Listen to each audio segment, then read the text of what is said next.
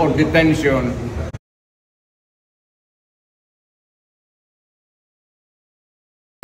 detention and the basis for detention. So, what is the law and what is the crime that I committed? Show to me now the legal basis for my being here.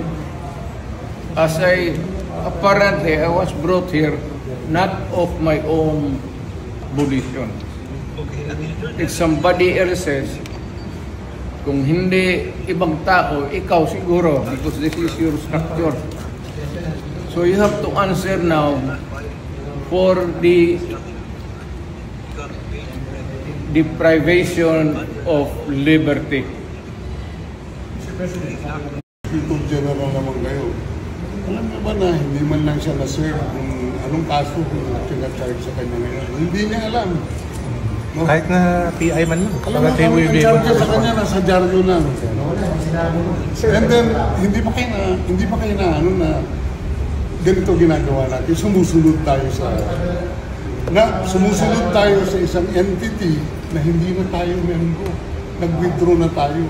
And yet, sir, you are the Prosecutor General. Yes. You know how to exercise due process. Before you can even file charges, you have to file a complaint. We have to file a counter affidavit. Without doing those procedural process, here we are being issued the warrant of arrest, questionable.